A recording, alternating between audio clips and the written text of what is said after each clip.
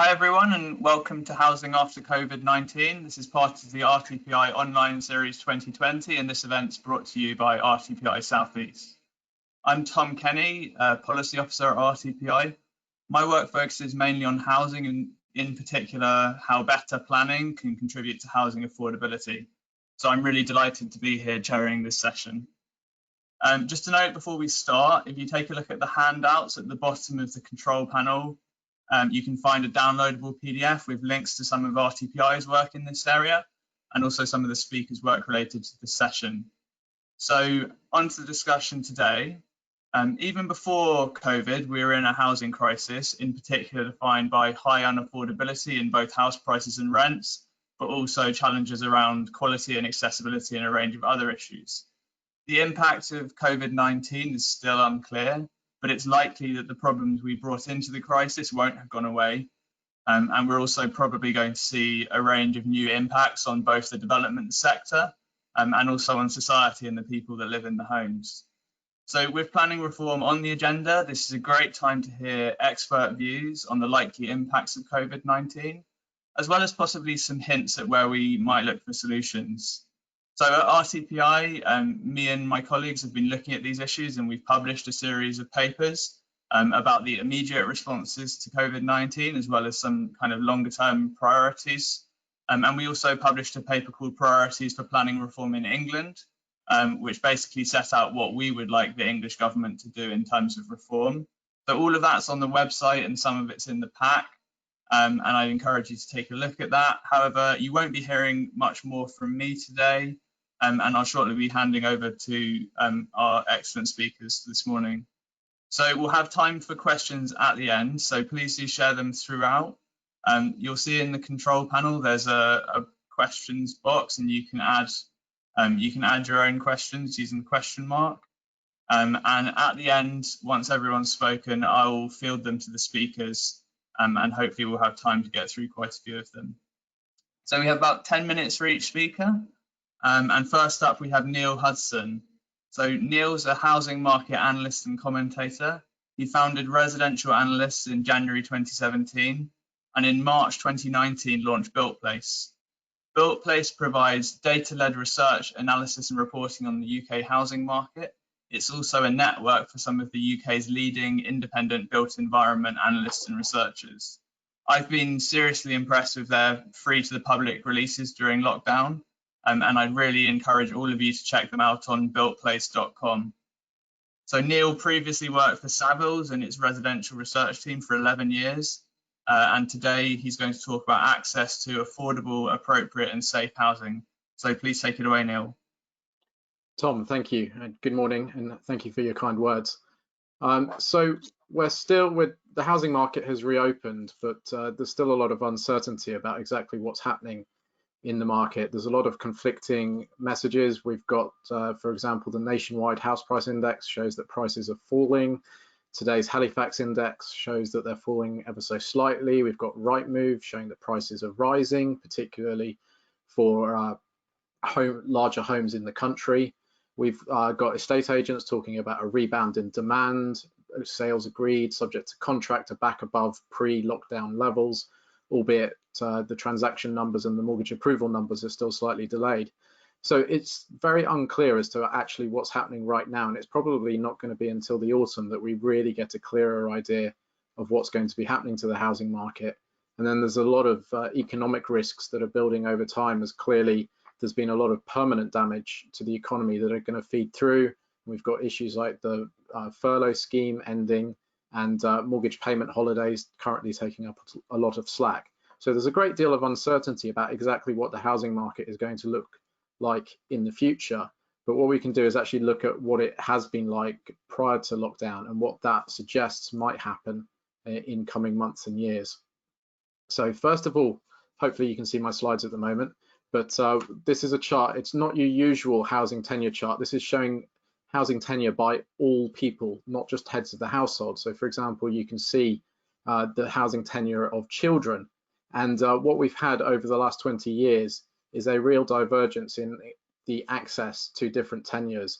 And as home ownership has become more expensive and more limited to people on middle and lower incomes and without wealth, And while social housing delivery has remained low and we've seen continued offlows to right to buy, the private rented sector has been the one tenure that has been left to cope with people who have been cut out of home ownership. And so now, actually, if we look at statistics from the ONS on the labour force survey, and this is from Q4 last year, around 23% of children under the age of 10 now live in the private rented sector. So there's clearly a lot of inequality in access, and it's right across the age distribution as well. And what does that mean in terms of the quality and affordability of housing? Well, this next chart shows you the proportion of homes in each tenure that are non-decent according to the English Housing Survey. And we can see there's been a marked improvement over the course of this data series and prior to that, thanks to various initiatives over the years, but there still is clearly a much higher proportion of non-decent homes in the private rented sector. And that's an issue that we find no matter what indicator of housing quality we look at for the private rented sector. It's clearly much, much worse than social rented or owner-occupied housing. And it's also a similar story for affordability. This chart shows you the affordability across the three tenures. And you can see owner-occupiers, they typically pay around 18% of their gross household income in their mortgage payments, whereas the housing costs in the social rented and private rented sector are much higher. And the key thing to look at here as well is the difference between the three bars. The yellow bar is your affordability based on just the income of the household reference person and their partner, whereas the red bar then includes all other household members contributing towards housing costs. And you can see that particularly in the private rented sector, that makes quite a big difference between the yellow and the red bar. So actually overcrowding multiple income earners in a household is incredibly important for bringing down the average affordability in the private rented sector. You then include the impact of housing benefit, and that brings the typical cost for private renters down to around 33% of their income, but that's still nearly double the amount that owner occupiers are paying. So clearly you have a housing quality and an affordability issue across the tenures. And as I've mentioned, access to home ownership is very unequal. To be a first-time buyer, you need an income towards the upper end of the income distribution. So you can see here the purple bars. In theory, if access to home ownership was equal, the purple bars would be the same proportion as the yellow bars right across the income distribution. But we see much higher proportions in the upper income distribution. So you need to be income rich to access home ownership, and it's very, very limited for those on the lowest incomes. But it's not just income that limits your access to home ownership. It's also your deposit, and the deposit is probably the single biggest barrier to home ownership for people, certainly since the credit crunch. And although it's eased thanks to the increased availability of higher loan to value mortgages, so borrowing 85, 90, even 95% of your property price, there is still a big barrier. And I've got some quick stats here. So this is based on 2019 data, and the typical first-time buyer, and so these are people who actually managed to become first-time buyers. In the Northeast, they needed a deposit of around £24,000. Across the UK, the average was £50,000, whereas in London, the typical first-time buyer will need a deposit of £133,000. Now, that's way beyond the realms of any sensible ability to save for a typical household. You know, you can cut down on your flat whites and everything else, and you're not going to get anywhere near to being able to buy a home. And so actually, particularly in London and the Southeast, your ability to become a first-time buyer, to get on the housing ladder, is heavily dependent on the wealth of your parents and whether they have the cash to give you. And so we already had this unequal housing market before COVID hit. And as I've mentioned, it's very difficult to know exactly what's going to happen. But the thing that we are seeing at the moment is effectively a credit crunch in the mortgage market. The lenders are, as you'd expect, very risk averse. The economy is looking fragile. There's a lot of risk in the future, and so they have pulled back from higher loan to value mortgages. So you can see in this chart here, you can see there were, prior to 2009, there were a large purple bar where you had lots of mortgages, over 95% loan to value for first time buyers. they and the 90 to 95% ones absolutely disappeared during the credit crunch. The 90 to 95% ones have reappeared over the last few years since around 2013 with the Help to Buy mortgage guarantee. But all of the signs that we're getting at the moment is basically that red bar, and actually probably a lot of that yellow bar, have disappeared from the market. So around 50% of first-time buyers are no longer able to get the same mortgage that they would have been previously. You then add into it issues around mortgage lenders being stricter if you're on a furlough, being much stricter around if bonuses are a large part of your income, or if you're self-employed.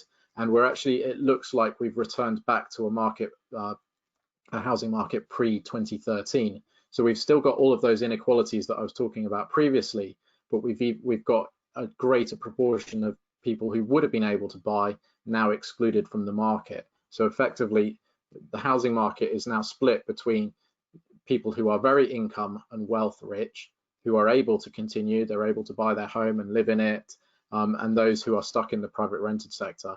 And irrespective of what happens to house prices and transactions over the next few years, that looks likely to continue. And so that's the end of my presentation. So and I look forward to the discussion.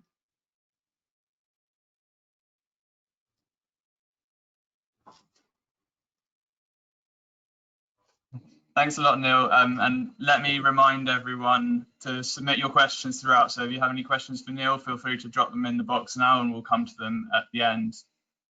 So next up, we have Kevin Lee from 33 Bedford Row. Kevin's been a barrister since 1986 and is a specialist in planning and real property. His work covers residential to commercial and also travellers. He's also managed property development and construction companies and continues property development outside his professional work. He appears at all levels of civil and criminal courts and in inquiries and hearings. He's also a member of the Planning and Environment, Chancery and Property Bar Associations. So without further ado, let me hand you over to Kevin to talk about his recent report on UK housing prices and planning policy post-coronavirus. Thank you, Tom. Good morning, everybody. Thank you for listening. Thank you, Neil, for that fascinating statistical background. It ties in with the reason that I wrote the paper that hopefully all of you have had a chance to look at. I'm not going to read through it. You can do that in the quiet comfort of your home or working environments. As you can see, I've been in property a long time and planning a long time, and despite being a lawyer and people think of us simply as hired guns, as a human being and as a father, it's always struck me that the country has not for some time now, not just CV19 and not just post 2008 with the last crash, has not been dealing with housing properly. Housing is both a huge economic benefit to this country, as my paper reveals. It's also, as we all know, a huge social benefit. People need homes, they need quality homes, they need quality environments. The reason I'm speaking in the way that I am doing now is I'm using every opportunity I can to stimulate people to think beyond the straitjacket that frankly we've been in since World War II. It's very much a southern phenomenon with greenbelt and countryside restraint, but the English mindset, it's the Welsh mindset too, has focused on preserving every blade of grass and every furry and other kind of insect and animal we possibly can. I'm not being cynical here. As someone in the industry, we all know we have that peripatetic group of newts who wander around every inquiry in the country and seem to suddenly appear in the latest slight hole in the ground, and people are objecting to schemes. Now I am being cynical.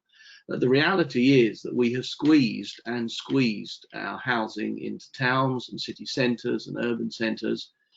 The government's panacea with this notion of building upwards by several stories, you'll be aware of the recent PD changes to the upper stories, quite frankly, is, in my professional view, absurd.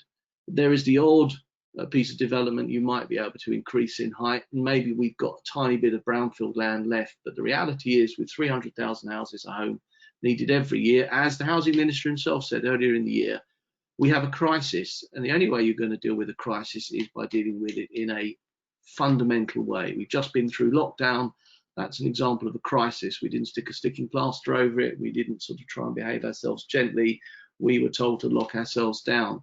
With housing, what I would rather see, and I think there is now the time to do this, there is now the opportunity to do this, is we need to encourage people to rethink about where we are placing our homes. Roughly 84% of the population live in about 6% of the country. The rest, there is some obviously human habitation, but there is a swathe of land all around the country that could very usefully and sustainably be used for housing development if we not only build new housing, but we build correct settlements.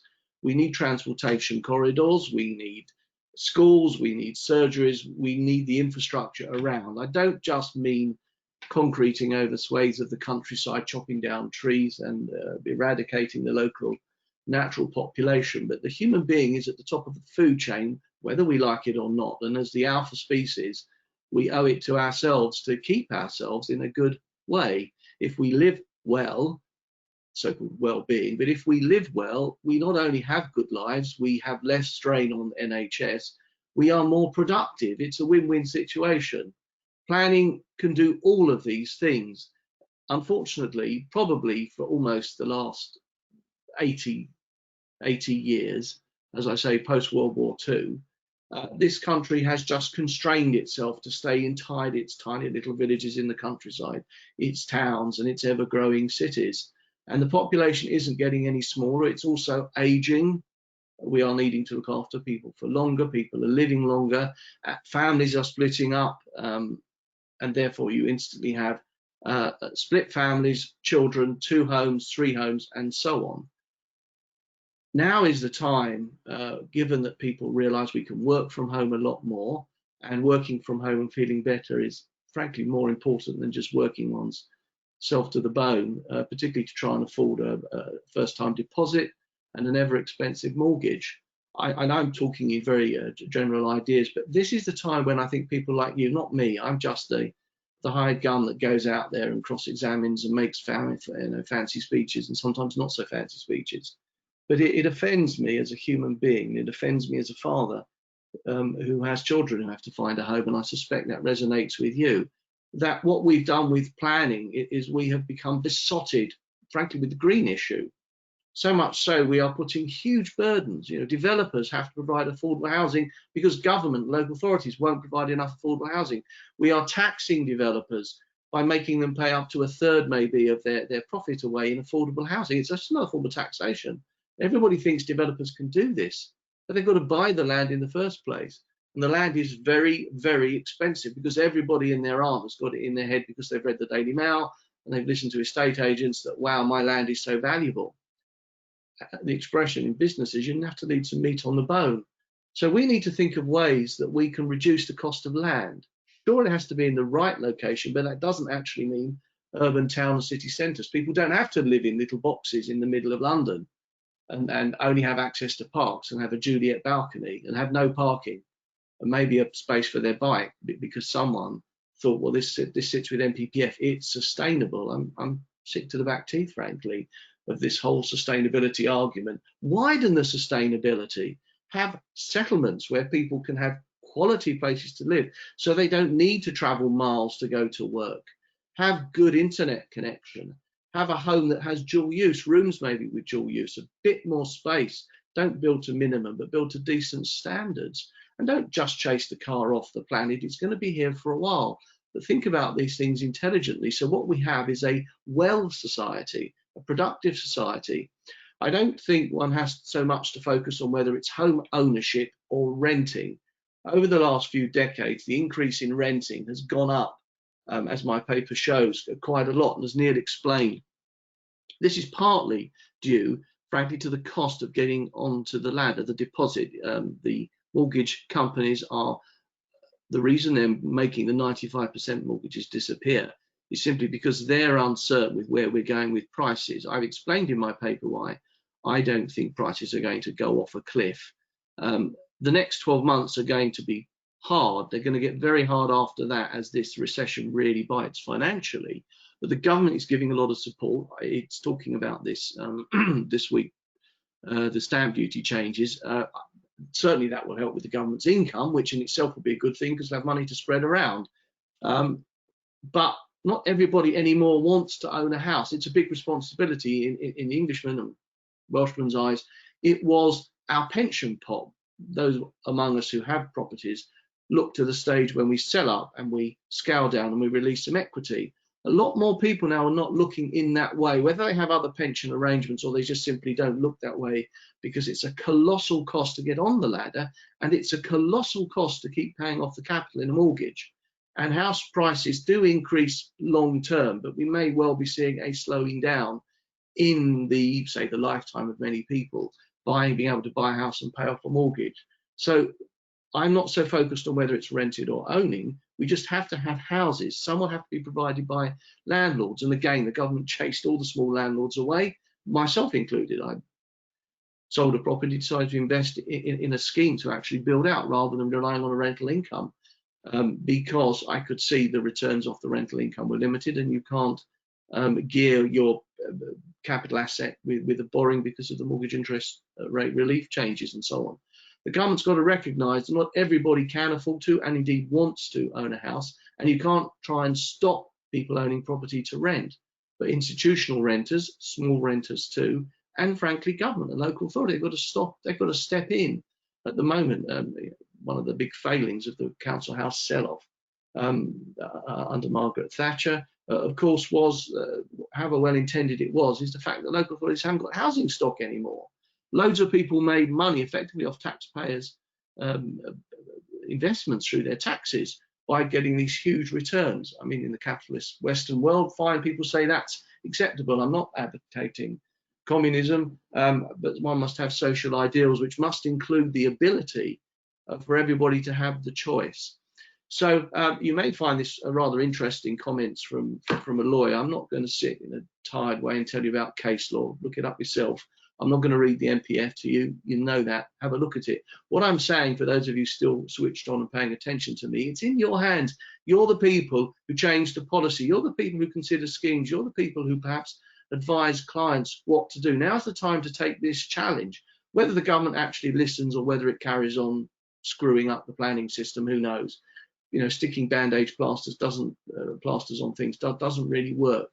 I'm not saying they're going to change green belt forever, but I certainly sense the more and more people I speak to about this elephant in the room, green belt, the big one in the south, but also countryside restraint, it's time we addressed it. Flora and fauna are wonderful, but funnily enough, as a human being, I feel I'm a little bit more entitled, and those around me are a little bit more entitled to quality of life. As I often say, somewhat jokingly, have a cull. People, plants, animals, take your pick. But we can't do it both. We certainly cannot keep shoving everybody into town centres. So I'm tired of yet another government policy that says build more stories, have better density, we won't have cars, have more parking spaces for bicycles, and cram everybody in and stick them around railway stations and convert factories and offices into housing that weren't really designed for it. Often they've got no ventilation on, you've got to have forced ventilation. But that's ridiculous. I think as humans we owe it to ourselves to do a much better job.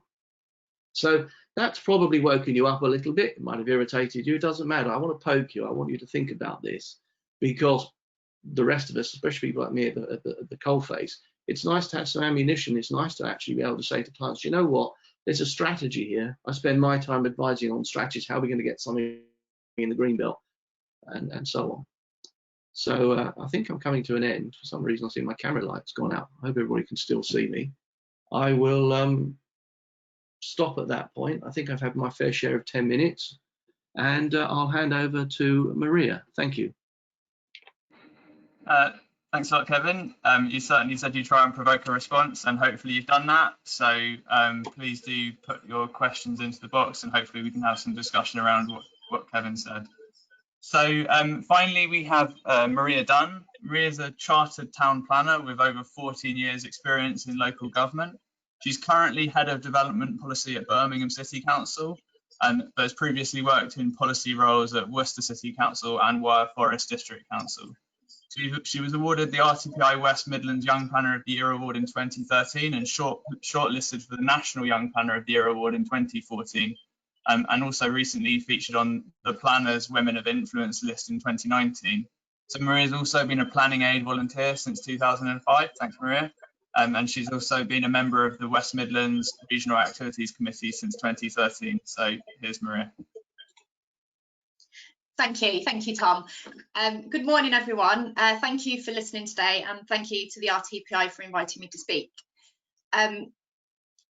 Next slide, please. So today I am going to briefly cover what are the housing issues and challenges arising from COVID-19, how we're responding to them now, and how we will need to respond in the longer term. Next slide, please. So the housing issues and challenges, I think, both Neil and Kevin have covered the fact that housing issues and challenges are not a new thing arising from COVID-19, but I think we have some different challenges and perhaps people are starting to think differently about how they live. So lockdown has forced people to spend more time at home. And as a result, I think we're seeing a number of issues rising in prominence. Things such as overcrowding, access to outdoor space, overall property size, room sizes, access to natural light, ventilation, thermal comfort. Lots of issues as well arising from people perhaps working from home for the first time or working from home on a full-time basis as opposed to an ad hoc basis. We're very much seeing lifestyles changing, and this certainly in the short term seems to be having an impact on where people want to live and the services and facilities they want easy access to. We've seen people relying much more heavily on local green spaces, local shops and services. And I think we are in a temporary period of change, and it does remain to see what the long-term implications are. We saw many construction sites close at the start of lockdown, and many staff across the house building sector were furloughed. I think it's fair to say most house builders are now back on site, but the focus has tended to be on completing homes that are already committed in terms of sales. We are expecting there to be an impact on completion levels for the 2020-21 reporting year, and we're likely to see lower levels of completions extend beyond that as the economy goes through recession, and this is likely to have an impact on things like local plan targets and housing delivery test. A big challenge for us is always the delivery of affordable housing. This has tended to be primarily through Section 106 agreements in recent years, and it's very sensitive to viability. Additionally, changing government policies are placing a greater emphasis on affordable homes to purchase rather than to rent, and this exacerbates the challenge of delivering the right affordable housing to meet need. In terms of quality, there have been lots of discussions around the quality of new housing. We've got the Building Better, Building Beautiful campaign, and the government really having a reconsideration of design policies and coming up with the National Design Code. But then on the flip side of that, we've got permitted development rights, which we've heard this morning have already been extended. And that's meant that we've seen a large number of conversions in recent years, which don't come through the planning system. And there's no opportunity for us to try and enhance the quality or to implement national space standards or to seek developer contributions on the back of that development. Next slide, please. So in Birmingham, we've obviously had to very quickly change our ways of working and respond to COVID-19. On a practical level, we've established new remote working practices, we've increased delegation, we've implemented virtual planning committee, and we've got new site visit protocols to enable us to continue processing and determining planning applications. And we've been doing that with a high level of success. So in terms of the immediate response, we're keeping the planning system going, and we are making those decisions. We are continuing to progress our planning policies. So we have a development management policies in Birmingham development plan document, and that sets out our policies to inform planning decisions. And one of the things that we want to do through that development plan document is adopt the National Space Standard. So we have continued to progress that document. It will be submitted to the Planning Inspectorate in July, and will then go through an examination in public and will hopefully be adopted next year. And that will enable us to hopefully implement the National Space Standard. The amended Statement of Community Involvement will allow us to continue progressing planning policy documents, and we will be adapting consultation arrangements to the current restrictions. I think it's so important to be mindful that whilst a lot of people do have access to technology, we need to be very careful in our consultations not to exclude people that aren't digitally enabled, and to make sure that we can facilitate engagement with all communities, and that people don't get left behind. People who perhaps have tended to rely on family and friends and libraries to access online consultations may not have that support mechanism in place at the moment. So it's about being constantly adapting to the changing circumstances. Housing delivery in Birmingham was ahead of trajectory in the last monitoring period. We've completed a total of 18,324 net new dwellings between 2011 and 2019, against a local plan target of 6,950. And in the housing delivery test, the council achieved 108% in November 2018 and 121% in 2019. So broadly, delivery is on target in Birmingham, and hopefully we'll be able to continue to maintain that. Next slide, please. In terms of the longer term response, we obviously need to continue to monitor delivery, and it's not just about completion numbers, it's about, are the homes that we're delivering the right homes to meet needs, and in order to inform that, we need to keep our evidence base up to date and make sure that we are responding to changing needs and demands, both as a result of COVID-19 and as a result of other influences on people's preferences. So we might see less demand for city living as people are increasingly working from home, and we might see more demand for slightly larger properties which facilitate that home working. But then playing into that as well is the affordability challenge, and obviously generally more space costs more money, and people aren't just making decisions based on what they want, they're making decisions based on what they can afford. We are committed to publishing a review of the Birmingham Development Plan before it's 5 years old, to check whether our policies need updating. So that work will continue to be ongoing. And we're also currently undertaking a reflective review of consultation activities to ensure that they're inclusive. And this work was happening before COVID-19, but obviously we've now got the added complication of how you consult when access to perhaps deposit locations and community support networks isn't there. So that work will be ongoing. Next slide, please. So in summary, we think that COVID-19 could have a significant impact on what people look for in a home and how people live. But I also think it's important that we don't make assumptions very quickly and have knee-jerk reactions based on what's happening now. I think how long the current restrictions go on for, and the future in terms of social distancing and home working and public transport will all have a big impact on what people look for in the longer term. So I think it's very important that the planning system is responsible and responsive and flexible and can meet those changing requirements.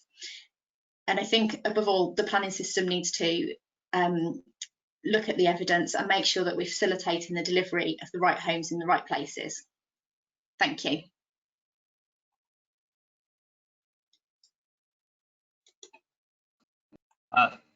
Thanks a lot, Mia. That was really interesting.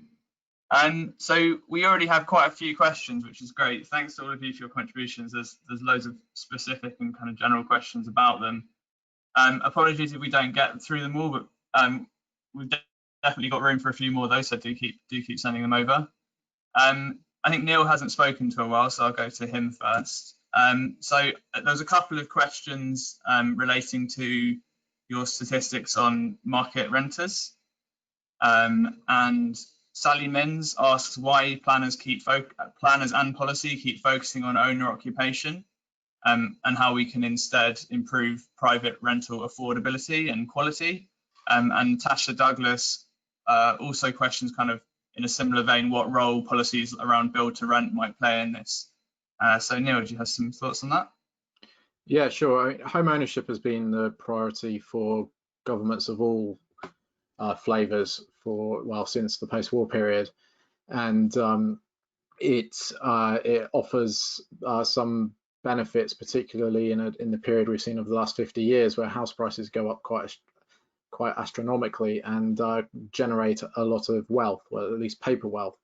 And more recently, there's been a focus on home ownership, particularly around the politics of it. And there were suggestions that, particularly around the coalition government time, that there was a lot of dislike of renters within conservative policymakers, particularly because if you look at voting records at general elections, you tend to find homeowners are more likely to vote Conservative, and renters, and particularly social renters, are more likely to vote Labour. And so there was a political decision there to focus on home ownership, and that has continued.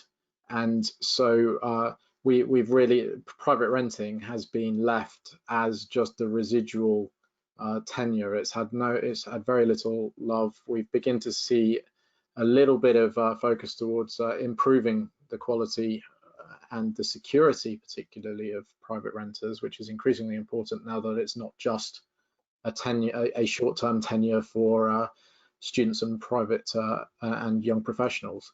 And so there's an awful lot that we still need to do. We need to increase the security of the tenure. We need to improve the quality. And so we've seen the announcements today around insulation, but we could go a lot further in terms of providing some form of finance to increase the quality of the private rented stock. A large proportion of it is period housing and so there's a lot of attention needed. And Kevin mentioned kind of the role of single landlords owning single properties, and that's one of the features of the UK's private rented sector, is that an awful lot of landlords own just one or two properties, and that makes it very difficult to improve the quality in any meaningful scale. And so build to rent is a shift in the right direction, where you've got long-term institutional investors focused on the sector and investing for a long time. The problem that we've seen there so far is a lot of what they've been building has been focused at the very top end of the market. So the rents that they've been looking to achieve, typically with lots of features and amenities, concierge and other things like that, mean that they haven't really particularly contributed to lowering the cost of private renting accommodation. But I think more generally, I think we're probably, one of the risks that we have in the coming months and years is the risk of a rental shock, and particularly if we see fewer foreign students coming to this country, we potentially see fewer people from the rest of the world coming to live and work here as travel remains locked down. We could actually see a shock and much less demand for rented accommodation in areas in city centres. Meanwhile, you've then got the converse effect of more prospective first-time buyers locked out of the market. So there's going to be a real tension, and I suspect we'll see a lot of variation at local level. Thanks for that, Neil. Kevin and Maria, do you have anything you'd like to add to that? Yes, actually, I'd like to piggyback on that. I think at the same time as this conversation, one doesn't know whether it's chicken and egg. In other words, the changes we've seen over the last few decades, whereby under 35s have been renting more and more than historically, Is this because of a change in attitude? As I said earlier, my paper says people traditionally have bought because it's a pension investment, but it's an expensive pension investment, and it may be one people can't buy into. Or are we seeing societal changes now taking place? Because owning a property and effectively staying in an area is a very English phenomenon, whereas in America, North America, and certainly in Europe, both places that have been far more successful than we have with tower blocks, renting seems to be a bigger proportion of the marketplace there. And so I wonder, I don't know the answer, whether we should change the focus or not worry about the focus, but provide what the market needs. In other words, address renting, address social renting, and not be so besotted. As much as it's politically wonderful to have everybody in their own home, unless we can find that solution to 300 new homes at the right price every year for the next decade, which even with the best will in the world is possibly unrealistic, perhaps we need to think about addressing this growing market for the younger people and people generally just wanting to rent. It gives them the ability to move around. The North American market, for example, is famous for people moving around. I know their infrastructure is rather different. They can travel vast distances quicker than us, more efficiently than us, whether it by road or limited amount of train or flying. Over in this country, we tend to think of driving everywhere, and we know that you can better get out of a town before you hit, the M25 car park down south, or the M1, M6, the corridors and so on as one heads up to the north. I know the government is trying to improve the network between the south and the north, but I wonder whether we shouldn't worry about it. People will want to have houses to live in, fine, but a lot of people want to rent, and therefore we can design and build homes to capture that kind of marketplace. I throw that out. I don't know whether Maria has experience of the Midlands, particularly in the changing nature of demand there. Yeah, I think I'd agree with what Neil and Kevin have said. I think we need to get away from the focus being purely on home ownership, and certainly from local authority planning perspective, we are very concerned about the delivery of affordable housing and how we make sure, in the changing policy context nationally, where much of the focus is on affordable housing for home ownership, that we are meeting the needs of everyone, and particularly those who are more reliant on local authority housing stock. So, for us, the delivery of affordable housing is very much a priority and a key issue, and that that's affordable housing to rent. Thank you.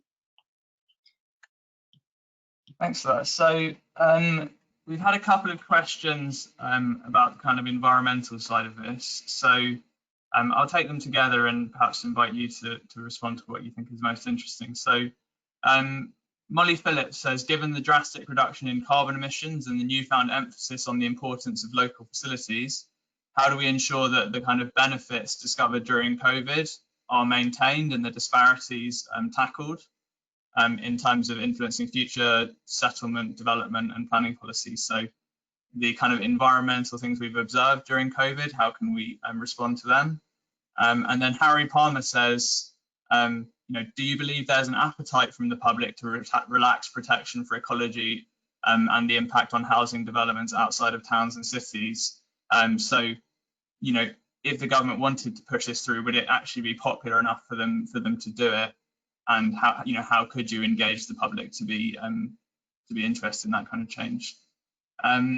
So, does anyone? Yes. Looks like Kevin wants to start.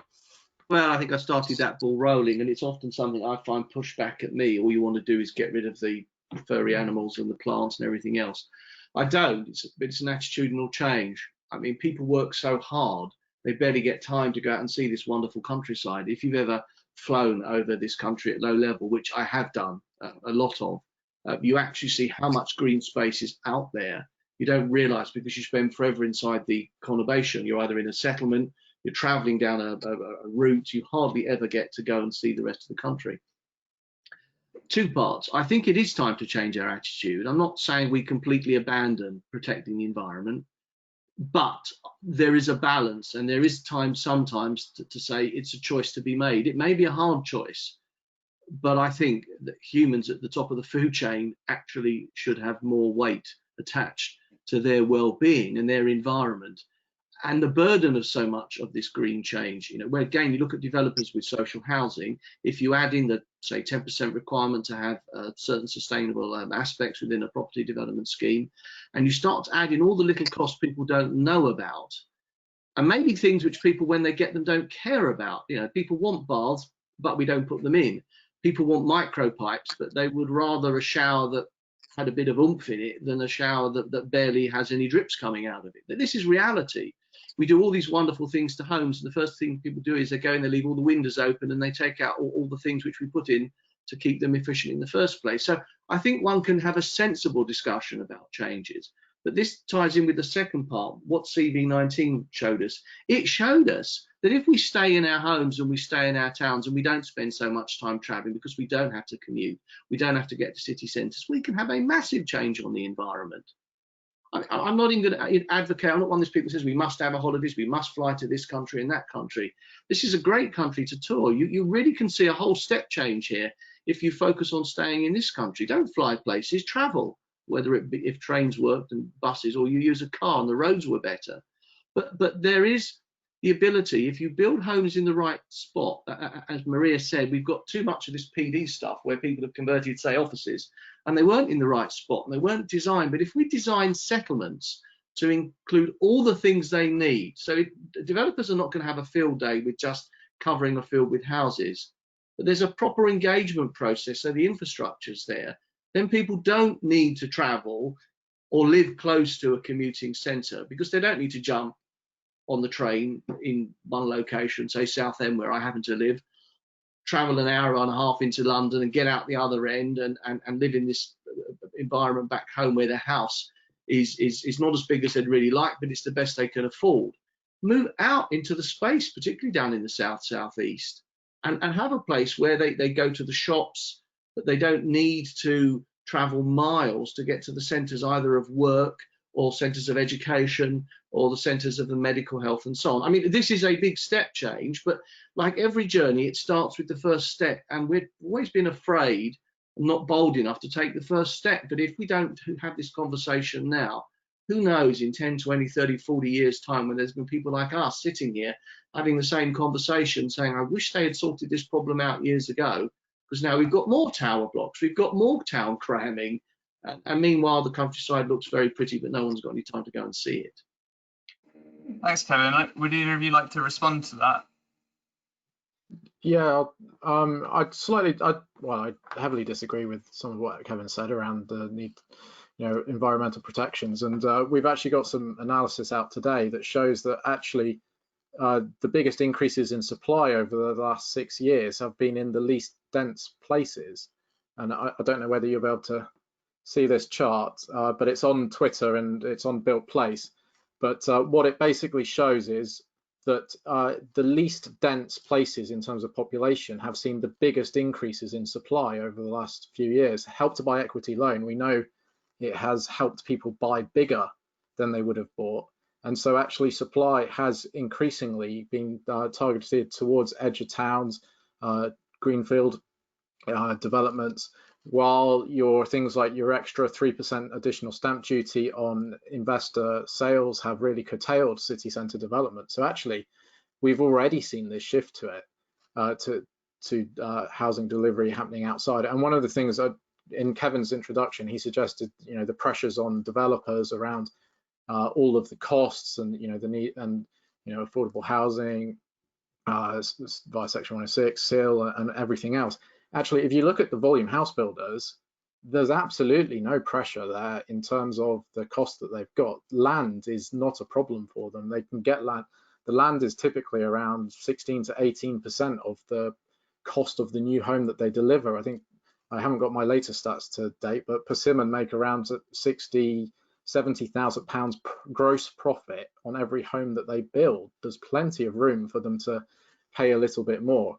And ultimately, the key is, and the lessons that we see from across the country is actually, the key is to have long-term certainty around these costs. And really, the development process, it's in the name, it's the residual land value. And so actually, if there's additional costs that need to be captured, they should be captured within the land value. It shouldn't be the developer who's being squeezed. It should be coming from the landowner, and they should, ultimately, if you're finding yourself in a position where your development isn't viable, it's because you paid too much for the land. It's not because the land was too expensive. You ultimately should have paid less for it, and you should have made a better judge of your risks. And so actually, if you look at the delivery at the moment, actually the volume house builders in particular are in a far better financial position than they were in 2007-8, before the last time we entered a recession. If I could come back on that, because should we just see if Maria has anything to say first?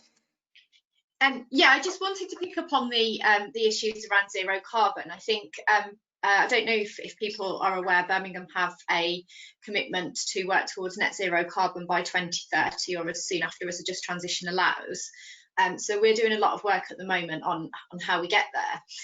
One of the concerns for us is that although we've seen people embrace local services and facilities, green spaces, local shops are doing well, what happens longer term? And I think, we've got a real opportunity to look at how we live and how we work and how much we need to travel. But also I think one of the concerns for us is that actually there's lots of negative messages about public transport at the moment, and we need to ensure that when people do start travelling again, they make those sustainable choices, and that those sustainable choices are safe for people. So, I think we're a real opportunity to move forward with the net zero carbon agenda, but we have to really take that opportunity. Thanks. And just to echo that, how important the net zero carbon agenda is, I think it's something that hasn't been given enough time at the moment, and it's not a case in some cases between a balancing between kind of environment concerns and human concerns. It's all part achieving net zero is about meeting human needs anyway. So I don't think there necessarily needs to be this big distinction between working for humans and working for nature or for the environment. So we have a question for Kevin from Natasha Douglas. So the development industry provide many contributions from affordable housing, healthcare to community facilities and paths. These contributions can already be quite onerous. So does he think the development industry will be asked to foot a greater bill in light of COVID-19, or will payments go down due to viability concerns? Well, it's a very good question, and picking up what Neil was saying, pushing against me, is that it's all great for the big developers. I summarise, it's all great for the big developers, they make sufficient profit. And that's the classic answer. The reality is I suspect they will be looking to developers. The problem is that I don't think this country should be ruled by a bunch of big developers. They have a marketplace to provide, they can certainly provide very big schemes. But there are a huge part of our development industry, there is a huge part of our development industry where it's supplied by small to medium developers, I include myself in that. And many of my clients are small to medium developers, and we shouldn't ignore them. They have a feel and a connection for local development, village development and other stuff, which frankly, the big people can't adapt to. One size doesn't fit all. They may have 6 housing style needs. They may be able to design an entire village or a town centre or a settlement or something, but there is a marketplace for the smaller developer. And this notion that the big boys make money, the biggest problem is you've got to go and borrow the money, and you have to borrow the money and get a big enough return. So actually, I would, this is not the place for it, but if you start looking down and drilling down at the figures, it is not a bottomless pit when it comes to buying land. And it's easy to say we paid for the wrong price. The problem is that too many people have got price in their minds too high for land because we squeeze too much. And in fact, Neil made a very good point again when pushing back against me and said that chart he pulled in his iPhone that said there's been an increase in housing supply in less dense location. I'm delighted. But I would say that is proof that it's still not enough, because at the start of this year, we still had a housing crisis, despite these changes over the last few years. We still need 300,000 houses a year. And just like brownfield land, you're not going to solve it all with just doing more of the same. So we need a step change in the way we look at things. As I said, I'm not saying that one has to get rid of all green issues, but it has to be a balance. But I think government policy has to reflect both what the big boys can do as well as the small boys, the small developers, the small businesses, the one-off and the small stuff. They do not have the ability of the big companies to park land or to bring in their own building. They may have to subcontract. This is the reality. They've got to borrow money, probably 20–25% return a bank's going to want on a scheme. They're going to have to bring in a subcontractor. If you don't have your own building firm, then the moment you give affordable housing away, you're literally losing a profit. I explained this in something in the Times the other day, and I'll explain it for those that aren't familiar with this. It's very important. If you're a big builder and you have your own building team and you supply affordable housing, let's say 30% of the scheme, what that means in practice is 30% of the scheme is not going to be sold at making a market profit, but your building team get to do their job. They get to build, and you'll get effectively their wages. You'll make a profit cost on the cost of building. But if you're a small to medium developer who has to subcontract and build in builders, the moment you give 30% away, you are giving a whole 30% away. You're not making any profit from the building because you're giving that away to the subcontracted builder. So you're only making profit from that 70% that's left over. It's a significant equation that most people don't grasp, particularly everybody that thinks developers can keep putting their hands in their pocket. I'm sure that's woken a few of you up, and I can only speak from experience, but I think we need to look at reality. So I want to try and get in one more question, and there's only 5 minutes left, so if each of you could kind of just say any last thoughts in a minute or so. But we've had several questions about the way forward. So Hannah Gradwell asked how we bring down the cost of land. Claire Proctor asks about visions for sustainable transport and travel, and Wayne Reynolds about whether planning should be streamlined. So I guess if it's possible, could you just say a minute each on what you think priorities for reform should be at the moment? And then we'll start with Neil, if that's okay. Thank you.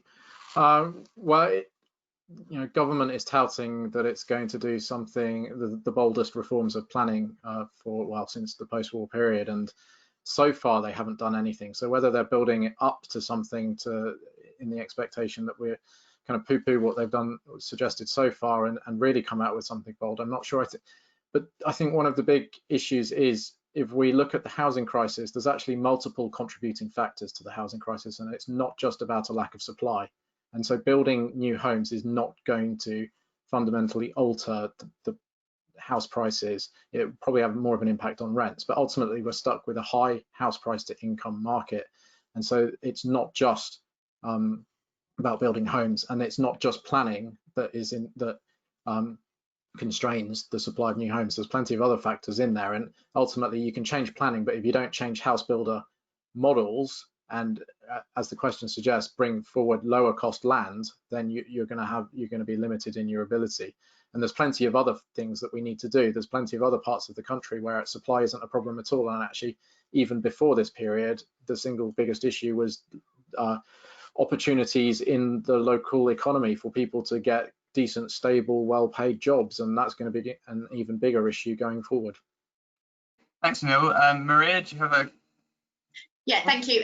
In terms of planning reform, I'd like to see a focus on really delivering places and communities. I think at the moment we're much too driven by a target of 300,000 homes a year, and we don't necessarily have the right policy framework to deliver high quality places where people really want to live and where they can access those services and facilities, and they're well linked to public transport to higher order settlements.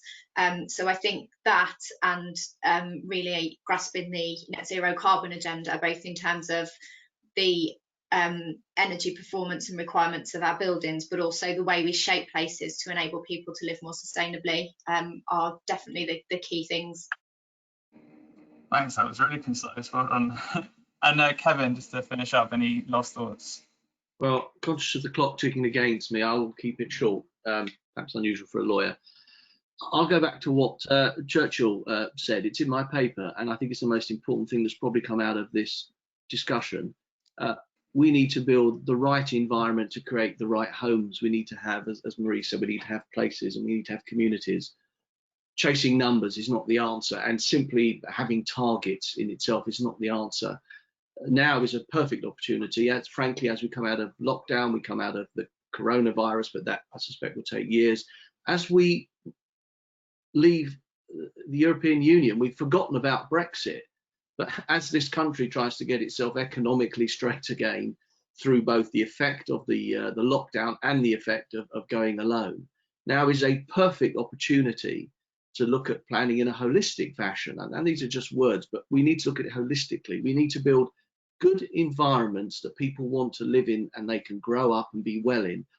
Whether that also means people need to think about where they leave, that's really a matter for others generally. But now is the time when we ought to broaden our horizon and have a serious look at this country that we are rebuilding. The last time one had such a dramatic effect may well have been World War II as we were rebuilding. So why not use this opportunity and let's see whether the government really is bold and stop sticking plasters on things. But thank you all for listening. Thanks, Kevin. And with that, unfortunately, we're going to have to wrap up. The session will be on YouTube soon. And if you're watching on YouTube, please leave a like and a comment. And tell us also what you think on Twitter at RTPI Planners. And please complete the survey when the webinar finishes. So let me just thank all the speakers again for their excellent contributions. And thanks all of you for attending and for your questions. Goodbye. Bye-bye.